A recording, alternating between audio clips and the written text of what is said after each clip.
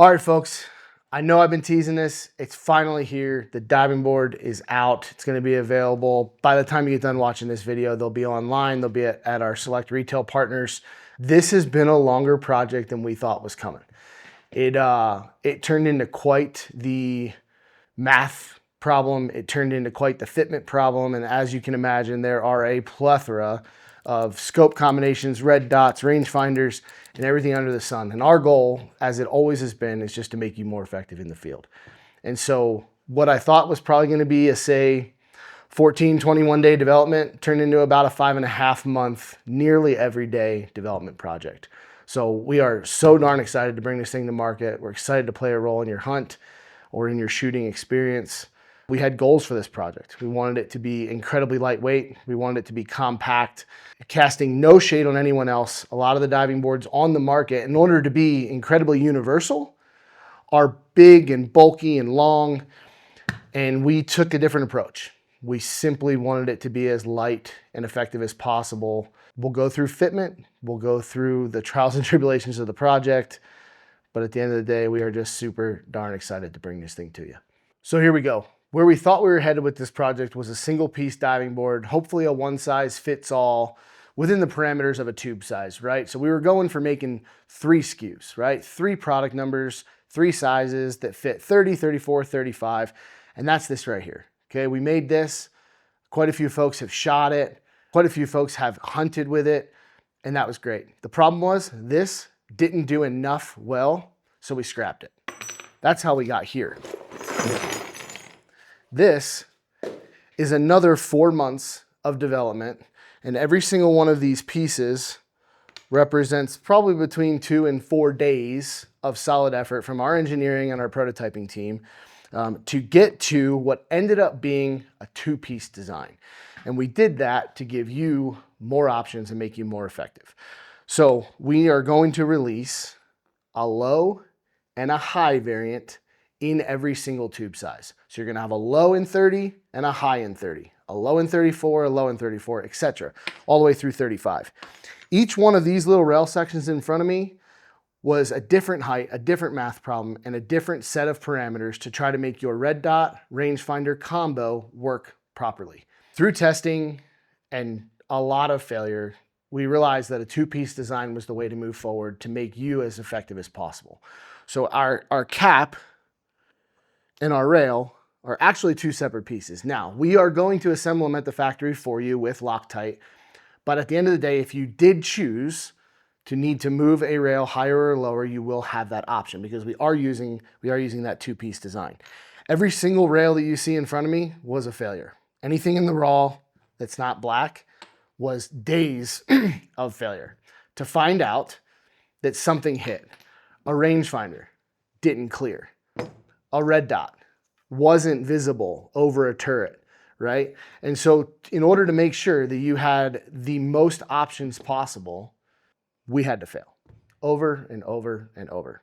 And it was expensive and it was frustrating, but we are incredibly proud to bring you a high and a low 2-piece design, modular, but also being incredibly universal solution. Now, let's talk about the final product and the fitment and configurations and options available to make you more effective. So why a diving board? What's a diving board do for us? These rail sections, we call it a rail cap accessory. The industry pretty much calls it a diving board. Why? What does it do for us? It allows us to do a handful of things, right? We can mount weapon-mounted laser rangefinders. And as the laser rangefinder technology improves, there's quite a few companies putting them out now. It used to be a nearly unobtainium item, 8, 9, 10 grand. Now as they've become more affordable, you're starting to see them pop up all over the place. The PRS circuit, you're starting to see folks hunt with them. We needed ways to mount them to bolt action rifles, right? Bolt action rifles typically in a standard hunting chassis, not something that has rails and key mod and all the whiz bang stuff all over it. This is a solution. Also keeping it in line, they were engineered to be mounted pretty darn close to the bore. This lets that happen. So diving boards became a thing. We needed a place to put laser rangefinders. The second application, right, is a secondary aiming device.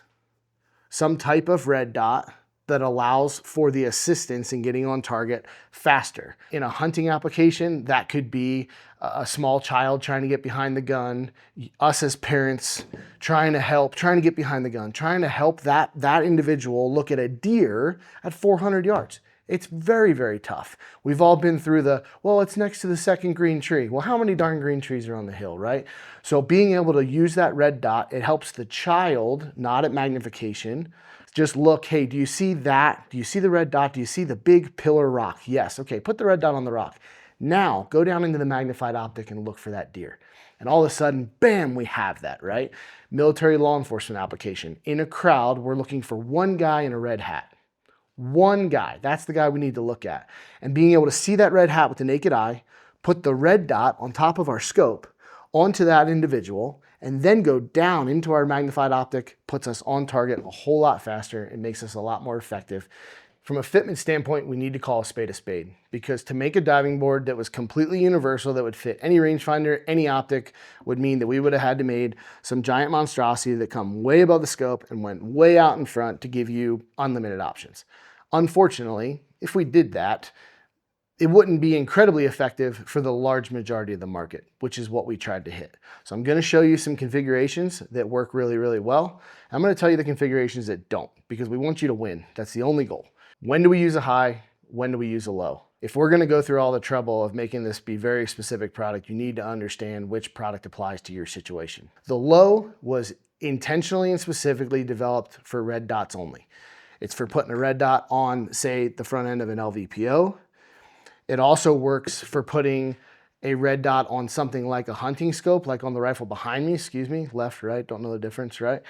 This, if I wanted to put a red dot on this hunting rifle, this low rail, because of the low turret, you see the theme here, low turret, low rail for a red dot application works incredibly well. It's gonna put the field of view directly over the turret and allow you to see perfect full field of view as the manufacturer of the optic designed, but you're not gonna be looking at the base of the optic. You're not gonna be dealing with any obstructions within your field of view. The high is for all weapon mounted laser rangefinder applications. A rangefinder will not, nobody's rangefinder will fit on a low rail. That's incredibly important. So if your application is rangefinder, you're high only.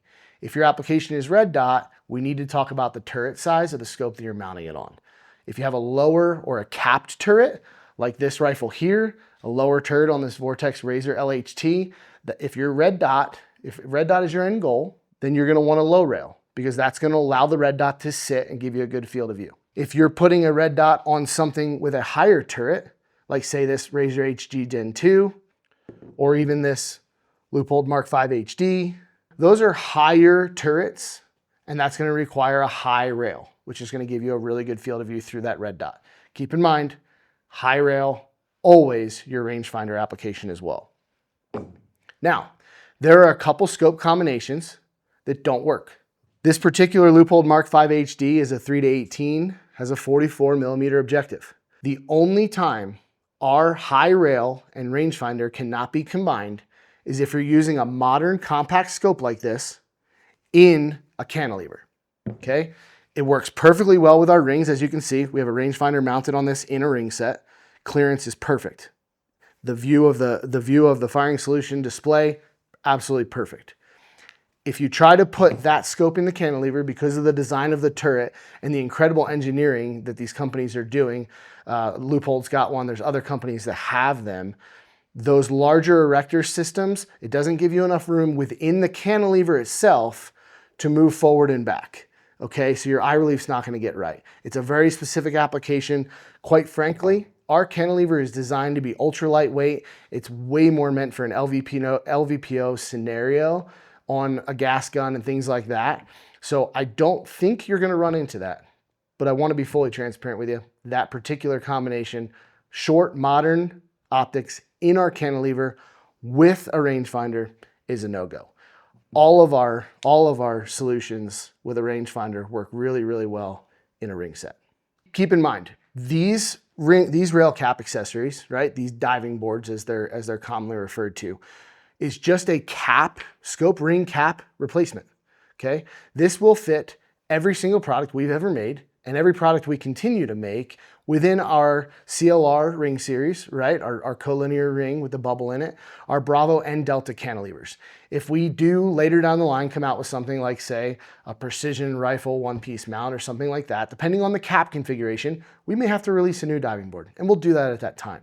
But right now, every product we've ever made, from the start of the company until tomorrow, every single one of them will use this accessory. You can pick it up, bolt it on. The hardware that came with your original cap, that's all you need to install these rail cap accessories. So it's an incredibly simple and universal solution to increase the effectiveness of your overall system.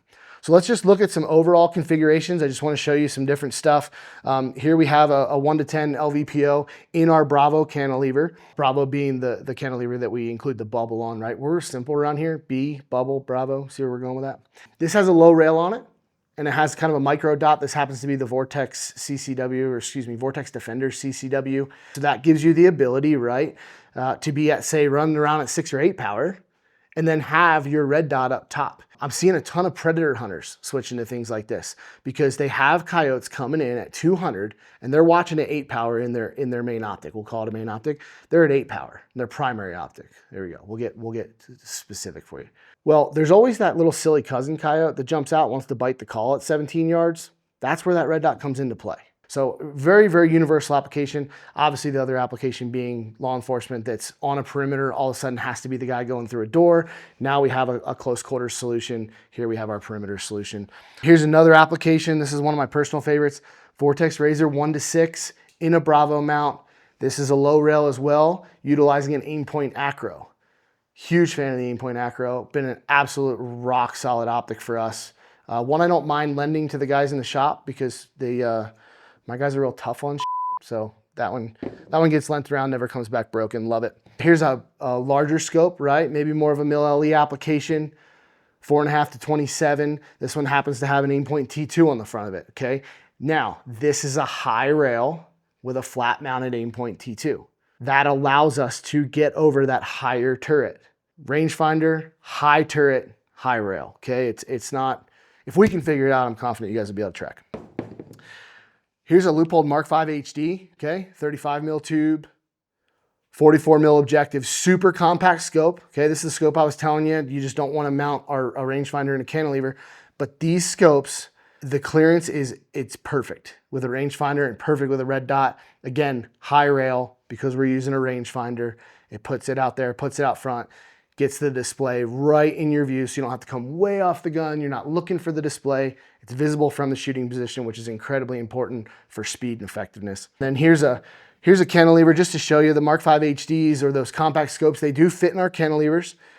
They do work really well with red dots. This is a high rail because of the higher turret, all right? And that red dot, if we were to mount one on there, would be in a perfect position to be seen, perfect field of view, so you can completely utilize that secondary aiming device.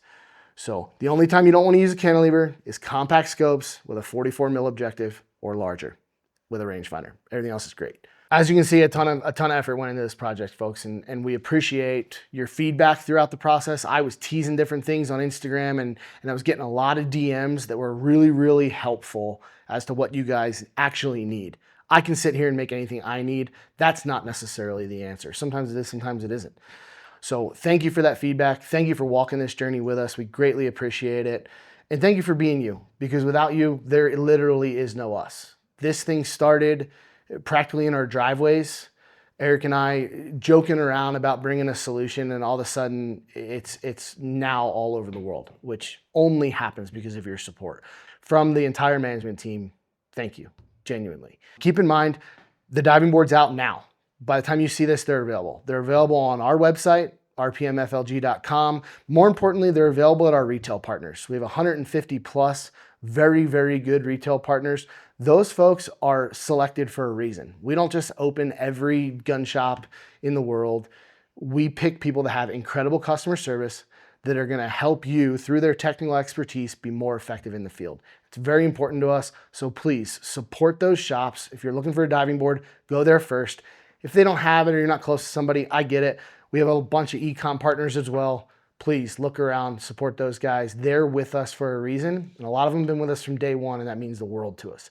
The diving board, as we've kind of seen throughout the video, I'll just hit on it real quick. It'll be available in black. It'll also be available in FDE Cerakote. So if you've purchased an FDE mount, you're not going to be stuck putting a black diving board on there. You can if you want to. I actually really like the look, but they will be available day one in FDE as well.